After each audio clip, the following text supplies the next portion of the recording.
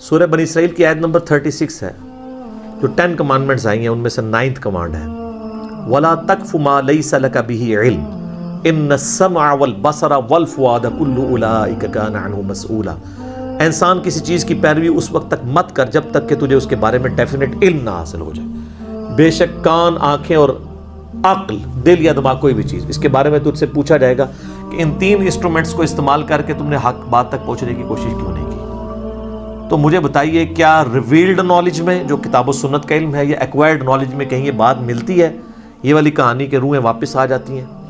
یہ تو ہندوؤں سے مستعار لیا گیا عقیدہ ہے۔ ان کے ہاں یہ آتما کا ایک کانسیپٹ ہے کہ جو بری آتما ہے وہ بھٹکتی رہتی ہے اور اچھی آتما جو ہے وہ پیس کے اندر چلی جاتی ہے۔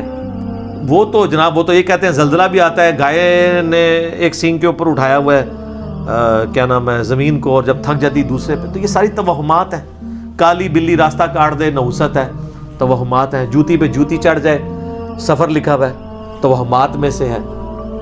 کوا گھر کی منڈیر پہ بولے تو کوئی مہمان آنے کا پیش خیم ہے، یہ سب توہمات ہیں۔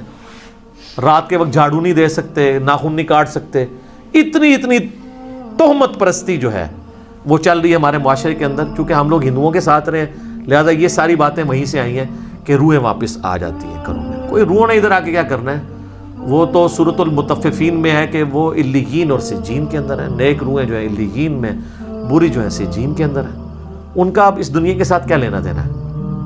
ہر بندے کی ایک یونیک روح ہے، انڈیپینڈنٹ روح ہے، اس کا دوسرے کی روح کے ساتھ کوئی تعلق نہیں ہے۔ تو دوسرے کے جسم میں جانے کی بات ہی نہیں ہے، بھٹکنے کی بات ہی نہیں ہے۔ بیسیکلی شیاطین ہیں جو اب چونکہ شیطان جو جنات کے اندر شیطان موجود ہیں ان کو تو ہم لوگ دیکھ نہیں سکتے، تو وہ مختلف قسم کی شکلیں دھار کے پبلکلی آ جاتے ہیں سامنے، تو لوگ سمجھتے ہیں یہ اسی بندے کی کوئی روح آ گئی ہے واپس۔ اس طریقے سے نہیں ہوتا، یہ بالکل جھوٹی باتیں، اسلام کا اس سے کوئی تعلق نہیں ہے۔ باقی جمعراتیں جو بیچتے ہیں وہ روٹی روزی ان کی چلنے دیں آپ، جمعراتوں کی وجہ سے ہی تو یہ عقیدہ انہوں نے گھڑا ہوا ہے۔ ویسے ان کو بھی آپ جا کے ایک سائڈ پہ کر کے پوچھیں نا کہیں لکھا ہے تو کہیں گے ہے کوئی نہیں ہے، لیکن اصالِ ثواب کے لیے ہمیں جمعرات دے دیا کریں۔ تو ٹھیک ہے، میت کی طرف سے صدقہ ہو سکتا ہے، میرا تو اس کے اوپر لیکچر ریکارڈڈ ہے، مسئلہ 74، میت کی طرف سے صدقہ اور خیرات کا ثواب اسے ملتا ہے۔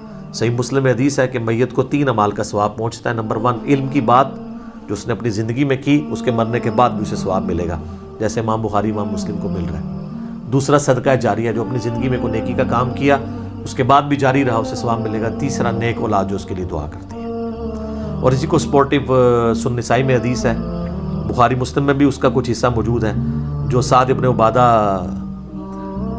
سفر میں تھے تو ان کی ماں پیچھے سے فوت ہو گئی، ان کا یا رسول اللہ میرا ارادہ ہے کہ میں اس کی طرف سے صدقہ کروں تو اسے ثواب ملے گا۔ آپ نے فرمایا ہاں، تو انہوں نے کنواں کھدوا دیا اور اس کا نام ہی پڑ گیا، یہ ام سعد کا کنواں ہے۔ تو وہ صدقہ اور خیرات کریں، مولویوں کی روٹی روزی لگا کے رکھیں، لیکن باقی ان سے زیادہ حقدار آپ کے غریب رشتہ دار ہیں، غریب ہمسائے ہیں۔ مولوی تو یقین کریں آلموسٹ روزانہ ہی چھوٹا گوشت کھا رہے ہوتے ہیں، وہاں لوگ بکرے دے کے جاتے ہیں۔ غریب رشتہ داروں کو کوئی جو ہے ایک چھٹانگ چھوٹا گوشت لے کے دینے کے لیے تیار نہیں ہے، اور یہ لوگ عیاشی کی زندگی گزار رہے ہوتے ہیں۔ آپ ان سے پوچھیں، وہ کہتے ہیں دیکھیں یہ تو برکت ہے، ہم نے علم دین حاصل کیا تھا تو ہم کھا رہے ہیں۔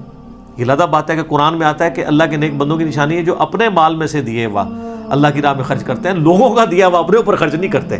بالکل 180 ڈگری ہے، لیکن قرآن پڑھا ہو تو پھر پتہ ہونا ان کو۔ بھلے اس کا جواز موجود ہے، یعنی غریبوں کو، چاہے وہ علماء کرام ہوں یا ائمہ مساجد ہوں، آپ کھلا سکتے ہیں، لیکن یہ جو عقیدہ وابستہ کیا ہوا نا، بالکل جھوٹا عقیدہ ہے۔ قرآن تو بالکل اپنے مقدمے میں واضح ہے۔ سورہ یاسین کے اندر اللہ تعالیٰ نے واضح طور پہ فرمایا، آپ سورہ یاسین 22ویں پارے سے شروع ہو کے 23ویں میں ختم ہوتی ہے، تو آپ پہلے ہی صفحہ جو ہے نا 23ویں صفحے کا، اس میں اللہ تبارک و تعالیٰ نے فرمایا، آیت نمبر ہے 31، الم یروا کم اہلکنا قبلہم من القرون انہم الیہم لا یرجعون، کیا انہوں نے نہیں دیکھا کہ ہم نے ان سے پہلے کتنی امتیں ہلاک کر دی ہیں، وہ اب کبھی بھی واپس دنیا میں لوٹ کے نہیں آنے والی۔ وَإِن كُلٌّ لَمَّا جَمِيعٌ لَدَيْنَا مُحْضَرُونَ، اور ان سب کے سب لوگوں کو اللہ تعالیٰ کے حضور جمع کر کے حاضر کیا جائے گا، یعنی قیامت سے پہلے وہ دنیا میں نہیں آ سکتے۔ اور جناب جو سورۃ الواقعہ کی رقت انگیز آیات ہے نا، سورۃ الواقعہ پارہ نمبر 27 میں بالکل اینڈ پہ جا کے سیکنڈ لاسٹ سورت آتی ہے، اس میں اللہ تبارک و تعالیٰ نے اس ٹروتھ کو ریویل کیا ہے۔ اللہ فرماتا ہے فلولا اذا بلغت الحلقوم، تو کیوں نہیں ہوتا کہ جب روح جو ہے وہ گلے میں جا کے اٹک جاتی ہے، یعنی کسی کی موت کا وقت آ جاتا ہے، نزع کا وقت، وَأَنْتُمْ حِينَئِذٍ تَنْظُرُونَ، اور تم اس وقت وہاں پہ موجود یہ سب کچھ دیکھ رہے ہوتے ہو کہ ایک بندے کی روح نکل رہی ہے، تو روح واپس کیوں نہیں لا سکتے؟ وہ آگے ذکر آئے گا اس کا، وَنَحْنُ أَقْرَبُ إِلَيْهِ مِنْكُمْ وَلَكِنْ لَا تُبْصِرُونَ، اور ہم مرنے والے کے تم سے بھی زیادہ قریب ہوتے ہیں لیکن تمہیں نظر نہیں آ رہے ہوتے۔ ظاہر اللہ اپنی شان کے لائق، نحن اقرب الیہ من حبل الورید، وہ ہماری رگے جان سے بھی زیادہ قریب ہے۔ فلولا ان کنتم غیر مدینین، تو تم کیوں نہیں جو ہے وہ بدلے دیکھ کے دین کے معاملے میں کوئی ایسکیپ روٹ کیوں نہیں اختیار کر لیتے؟ کہاں بھاگ کے جا سکتے ہو تم؟ ترجعونها ان کنتم صادقین، تو لوٹا لو نا اس کی روح اگر تم سچے ہو تو، مرے ہوئے کو واپس لے آؤ۔ تو یہ اللہ تعالیٰ نے بیسیکلی اس کا کانٹیکسٹ یہ چل رہا ہے کہ اللہ تعالیٰ یہ بتا رہا ہے کہ اس کائنات کا کریٹر میں ہوں، زندگی موت کا مالک میں ہوں، اگر تم سمجھتے ہو یہ تمہارے اختیار میں ہے تو جو مر رہا ہوتا ہے اس وقت تم بھی کرسی کے ساتھ پاس ہی کھڑے ہوتے ہو، تو اس کی روح کیوں نہیں لوٹا لیتے؟ یہ بھی اس کے ثبوت میں ہے کہ جو بندہ مر گیا وہ اب دنیا میں واپس نہیں آئے گا، یہ بالکل اجماعی عقیدہ ہے، اس کے خلاف کوئی عقیدہ رکھتا ہے تو وہ کفری ہے۔ البتہ صحیح بخاری اور صحیح مسلم میں اشارتاً موجود ہے روح کا لوٹنا اس حوالے سے کہ وہ قبر کے اندر، جیسا کہ برزخی معاملہ ہمیں نہیں پتا، کہ جب مردے کو دفنا کے جاتے ہیں تو وہ جانے والوں کے قدموں کی آہٹ بھی سنتا ہے، تاکہ اس کی حسرت میں اضافہ ہو اگر بدکار ہے، اور نیکوکار ہے تو وہ خوش ہو جائے کہ میں اپنے مال اپنے ساتھ لے کے آیا تھا۔ وہ تو بخاری میں آتا ہے میت اپنی چارپائی پہ کلام کرتی ہے دفنانے سے پہلے، جن و انس کے سوا ساری مخلوقات سنتی ہیں، کیونکہ وہ مکلف ہے نا، شریعت کے مکلف ہے نا، اور اگر یہ سن لیں تو بے ہوش ہو جائیں۔